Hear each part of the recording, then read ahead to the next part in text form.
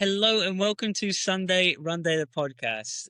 This week's guest is someone that has run a marathon, but not just any marathon. It happens to be the deepest marathon in the world, an astonishing 1,120 meters underground. So first of all, Claire, welcome to the show. Thank you for having me. So as I mentioned, recently you carried out in a world record attempt of running a marathon underground. So I guess my question really is what inspired you to do that, but also what got involved in it? So I started running about 2 years ago, just over 2 years ago. And at that point I was running, classic 5K, like 10K, but like didn't really take running seriously at all.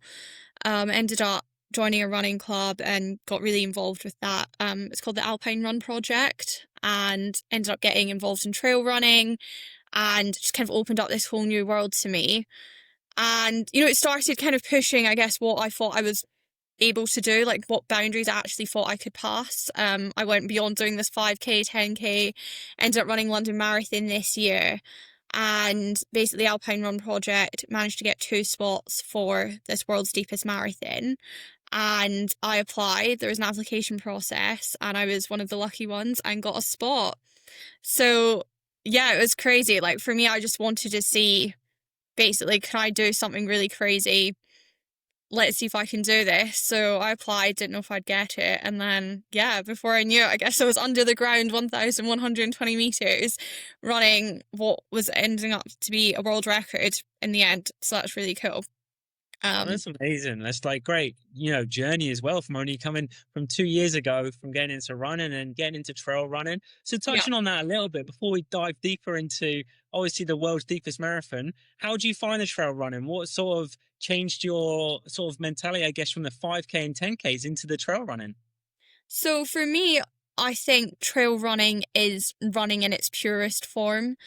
So much of running, especially road running, is time based, it's race based, it's, what were your splits for that? And I just don't think that's what running's about. Like, running is about the freedom of it, being able to like use your body, the adventure. You don't get that on the roads, which I think is partly why I was attracted to doing this race, because it wasn't about the time. Like, it was the fact that it was going to be a world record that was the real big attraction with it. It wasn't about what time you did it in.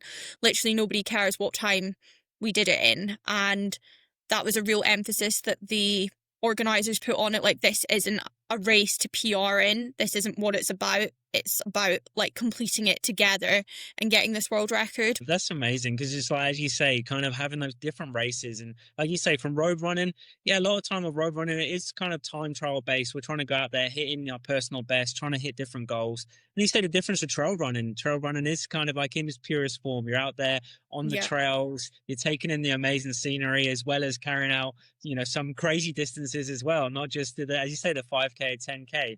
So as you mentioned, obviously the world's deepest marathon, like talk me through a little bit of the group as well you're with, because I've seen there was only 60 people in total that was doing it. And how did it feel? Probably, I guess my first question is really, how was it when you first went down into the mine, going under 1,120 meters and then thinking, I'm going to run a marathon down here? So I think there were 60 people initially signed up, but then because of some injuries and different things, it only ended up 55 on the day. So we were from 18 different countries, and most of the people doing it had some sort of connection with the mining industry. So they either worked in mining or, yeah, were involved in it in some capacity, which was why I guess I was quite unique being there. Me and the other girl who did it from the Alpine Run Project, both of us didn't have any connection to mining. So neither of us had ever been in a mine. I didn't even know what a mine looked like. Like, I kind of imagined it in my head being like this dark cave, but yeah, I'd never seen a mine before. So that was quite cool actually, to be with so many people who knew so much about mining, and then me coming in there and I knew nothing about it. So when we arrived there, we had like a safety briefing, and they took safety so like it was paramount for this race, and there was Yeah. so much precautions taken. And I think part of that was they really wanted to push what the narrative is around mining, because so much of it is like, this is a dangerous thing, it's not sustainable. And that isn't in today's day and age, that just isn't true. So this marathon was also about kind of unpacking all of those narratives and actually showing what mining is. And this race was so safe. Like, I couldn't believe how much preparation had gone into making sure that this was going to be the safest race I think I've ever done. They had like paramedics down there, they had doctors down there. Yeah, like the ratio was great, far more than you would see at something like London Marathon or any other majors. So yeah, we got there, did the safety briefing, and then you go in an elevator, and the elevator goes 1,120 meters down, and actually quite quickly. So your ears start popping as you're Yeah. going down. Yeah, which was just crazy. I'd never experienced anything like that before. Wow. And how do you kind of mentally prepare yourself as well? So, like, you say you're training, out on the trails, you're doing those sort of runs, and now you know that you've got this run that is, say the world's deepest marathon. You're going underground. How did you mentally prepare yourself for that? So my training was actually quite unconventional for this, and I kind of justified it by saying, well, it's an unconventional race, so I'll just do a bit of unconventional training. So I'd already ran a marathon before. I ran London this year, in April. So I knew that I could run a marathon. I knew I could do the distance, and I'd been running all summer. I'd been out in Chamonix for UTMB and had been basically just trail running the whole summer, which probably wasn't the best preparation because, this was going to be in a mine and I was out running up hills. But yeah, the main thing for me was just time on feet. And I think trail running, it's so much easier to do like 3 hours, 4 hours, because you're just out taking in all the scenery and you're not so stressed about the pace. So actually, it was really good training. So yeah, I was out running with a lot of the girls from the Alpine Run project all of this summer, which was great. And then when I came back, did a bit of road running here because I live in London, so I had no choice. And yeah, I ended up doing quite a lot on the treadmill actually. So I think because I knew I was going to have to mentally lock in for this race. So for your listeners, the context of this obviously is we were not allowed to listen to music during this race, and we were running through a pitch black mine. So there was no light. The only light we had was our head torches. So I had a helmet on and a head torch attached to that, and that was the only light. So when we were running, you could only see like a few steps in front of you. So I knew it was going to be a mental challenge more than a distance challenge for me. And I guess in that regard, running on the treadmill is kind of practicing that because you've just got to stare at the wall and just keep going at it. Yeah, and I guess as you say, you kind of. I was going to get onto the environment that you were running in as well, but like you mentioned there, touch on like about the treadmill. It is like that when you're on a treadmill. It's kind of you're looking at the wall in front of you, and mentally, it's really difficult. You realize how far a kilometer is, or how far 5K is when you're out on the trails. As you say, you don't realize the distance. You're just out there enjoying it. Next thing you know, you've ticked over. You say a few hours out on the trails. When on the treadmill, that 5K just felt like forever. And I guess having that preparation going down into the mine and having that darkness is kind of a good preparation that you're ready kind of mentally a little bit for being in that situation. Yeah, I think it was actually a lot of the treadmill running was just building that confidence that I can run for a long time and not talk to anybody, not listen to any music, like just go at it and just lock in. So that definitely was good training. But I also did a race in June of this year called Endure 24, which is like a 24-hour race, but it's a relay. So you're in a team and you just try and do as many laps of this 8K course as you can within 24 hours. So I did that with some of the girls from the Alpine Run project and yeah, ran right through the night. So that was good training actually. And again, with a head torch. So I had a little bit of practice with a head torch prior to this race, but yeah, the training was definitely quite unconventional. Oh, for sure. It's not something as well, as you say, it's kind of an unconventional run. Being underground, being the world's deepest marathon is very unconventional. So the training, as you say, having unconventional training leading to the race is not a bad thing. But to touch on the environment, how was it there? Like, obviously, as you said, the darkness as well. But like, how was like the air quality down there and the temperature? Was it quite a warm temperature? So it was 24 degrees underground, and 70% humidity, and there's essentially no airflow because, you've not got any fans or anything like that. Yeah. So it's kind of stuffy. Um, if you can imagine running, I don't know if you've maybe ran in like Malaysia or Singapore, where it's really high humidity and you're just, from basically the get-go, you're just sweating. And I knew it was going to be hot. They said to us it could be as high as 30 degrees. It would depend on the outdoor temperature that day. So we were lucky that it was only 24 degrees. But Only yeah, the 4 24. degrees and you're running for minimum 4 hours. Like that's hot.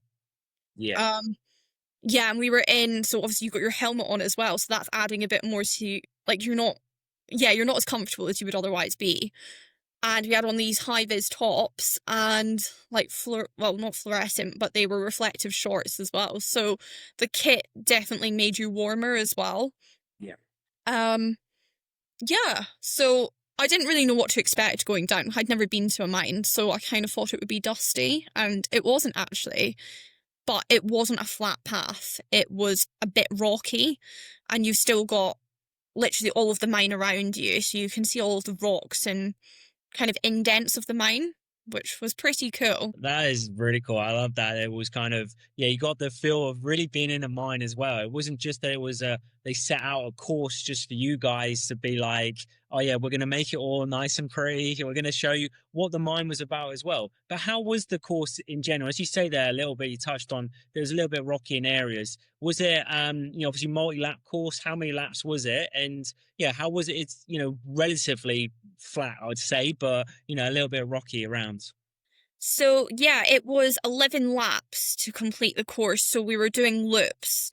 Um, so it was like 1.9 kilometers to the halfway point. Then we had like a water station, aid station up there, and then you were about 1.9 back. So roughly 4K to do a full loop. So we did Yeah. 11 loops, which was tough actually because you're counting it down in your head when you're going through it. So you're like, oh, one down, 10 to go. And I think that's where that mental training really did come in because, yeah, you've got nothing else to take your mind off it. It's not like London Marathon where you've got all these sights, you've got the London Eye, Big Ben beside you, nothing like that. All you're looking at is pitch black. So, yeah, definitely mental training came into it there. And because of the heat, we were really conscious about hydration. So I was stopping to have a drink at each side at 1.9 and then at the 4K just because like, I didn't want to burn myself out. Like I was convinced I'm going to definitely finish this. I'm not going to let anything get in my way. So took, I guess, the fueling and hydration really seriously. And that was something that they pushed at the briefing because there was a chance of, I guess, overheating. And yeah, we all want to complete it. Yeah, and as you say, that's the main thing, isn't it? There, you want everyone to complete it. It was, a world record attempt as well for the world's deepest marathon. It was great that, as you say, you had that briefing that it was all about safety. They wanted to make sure all the runners were safe, and having that hydration, as you say, very difficult and challenging. You said 1.9 sort of kilometers, turn around and do that again, and do that 11 times. But it was Yeah. good that you had the water stations there to make sure you're hydrated. What Yeah. sort of I guess, I'd say mental games were you playing with yourself on those challenges when you're going, as you say, you're counting down like one lap, 10 to go, then you get down to five to go. What other sort of mental games were you playing with yourself during those laps? I guess I'd thought about things. I'd planned things to think about while I was running.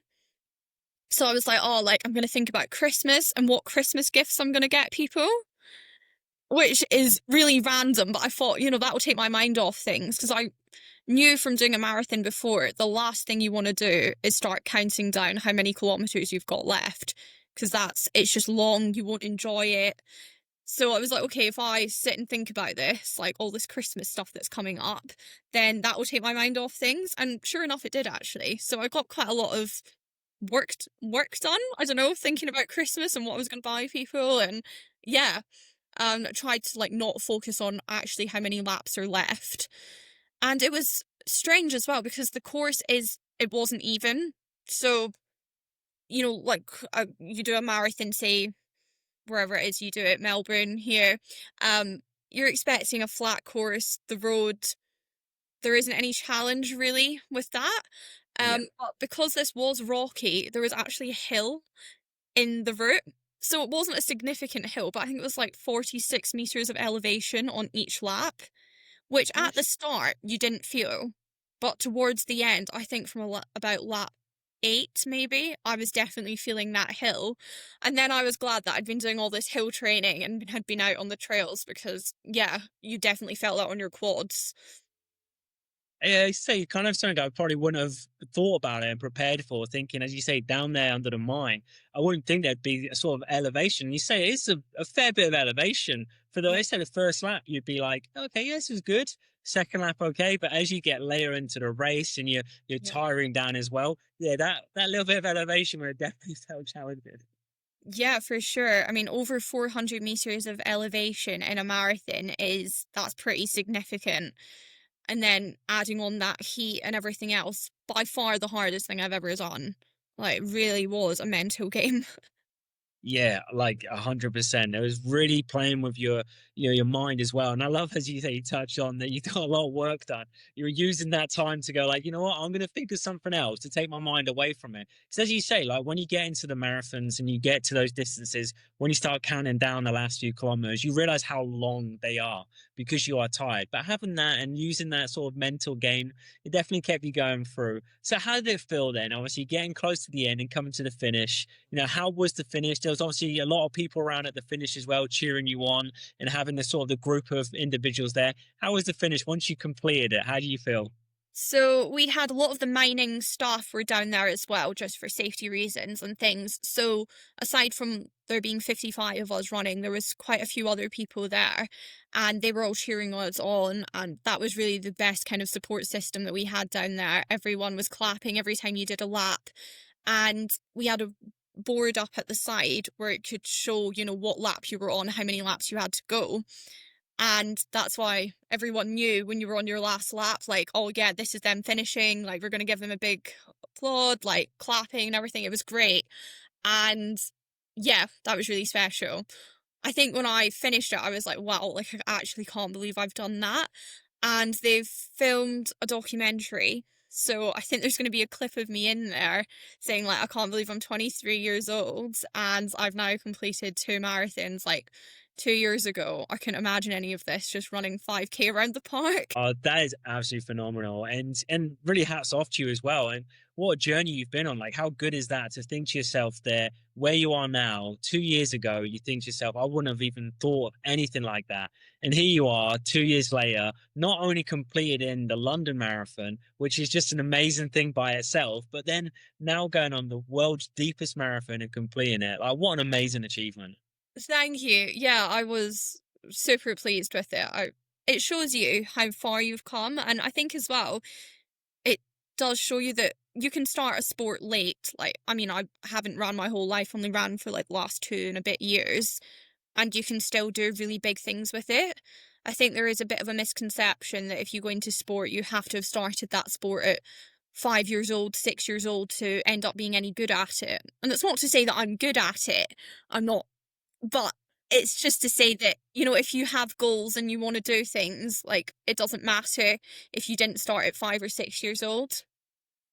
Oh, no, I attest to that completely. Like I started my running journey pretty late in my life as well. So, for the goals that I've wanted to achieve, and yeah, sometimes I haven't quite got there on some of them, but I know I will. I'm challenging myself to get there. But as you say, it doesn't matter with running, I think, is one of the most amazing things about it. Is yeah, we've got athletes out there, they're just incredible athletes. These people that are winning races, from the Olympics to marathon running, all of that, and even the runners out there on the trails doing incredible stuff. But I think with running, you can start late in your life and still achieve so many things. And for you, I mean, you haven't really started late, being 23 years old and already completed 2 marathons. And let's say the world's deepest marathon, you've got so many years ahead of you of running amazing races, I'm sure. Yeah, for sure. I mean, I don't even know what's next for me. Probably an ultra at some point. I definitely do want to do a 50K. Not sure when, but at some point I'm gonna do that. But yeah, like, you can start anything at any age, and you shouldn't be put off by the fact that other people are gonna be better than you when you first start. And yeah, if you're willing to put Yeah, the I time agree. and into it, then yeah, for sure you can do it. And I Yeah, think I that agree with is that. really important, like to push as well for like young women, because I know like our kind of cut off point for female participation in sport does tend to be in secondary school.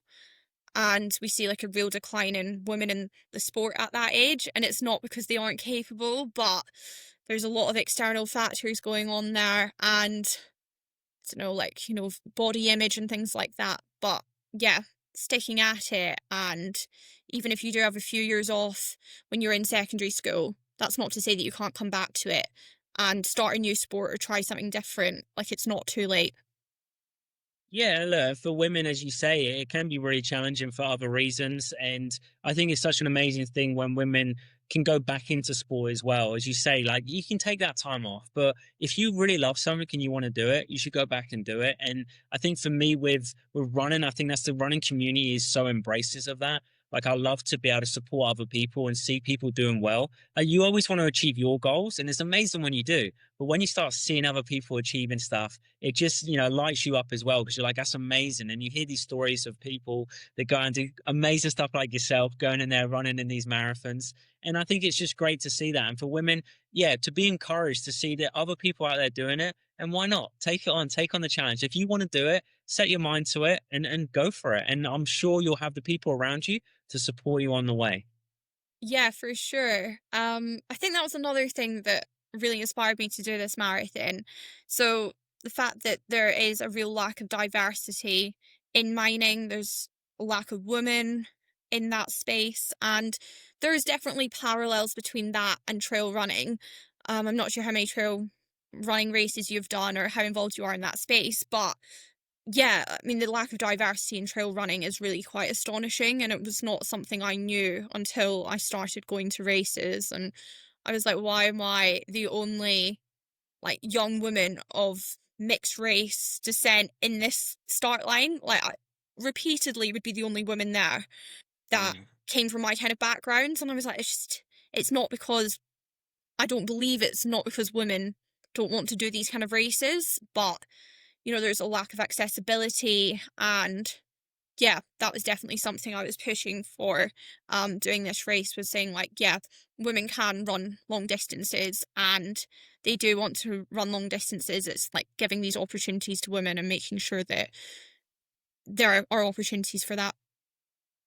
Yeah, I think it's like that as well to make sure people know the opportunities are there. Because, like you say, it's not that women don't want to do this, and also it's not they're not very good at it. Because I feel, especially come to trail running and endurance, women tend to really excel. And I think you look at around the world at some of the top endurance athletes and women, they really excel and do amazing things. And Yeah. touch on what you said there. I'm surprised actually that there's not so many more women and obviously diversity as well on some of the trail runs. It's not something I've seen myself. I guess I'm lucky in some of my space that I've seen quite a lot of diversity in some of the events that I've gone to or the races that I've gone to. So, but yeah, I was surprised that you say that there's not so many people in the races that you've attended to. Yeah, I don't know if it's maybe more of a problem in the UK, I'm not too sure, but yeah, there's definitely a lack of diversity here in trail running. And I think a lot of that is to do with accessibility. Like actually trying to get out on the trails when you live in inner cities like London, Manchester, Birmingham. You need to have a car or you need to pay for train tickets. That can be expensive. So we end up with a lot of this kind of same people doing these races, and or a lot of people that have been brought up in the countryside that have access to that space. And yeah, we're definitely pushing more for it, and projects like the Alpine Run project are trying to get more young people from inner cities out into the trails. And I know of other trail running groups as well that are doing that, but there's definitely still a lot of work to be done there. Yeah, no, and it's really good. And touching on the Alpine Run project as well, how has that been getting involved in that? And yeah, just, obviously for the viewers and listeners, just give us a little bit of a background on the Alpine Run project. I'd like to hear more of it. Okay, yeah. So I joined the project 2 years ago, pretty much when I just started running.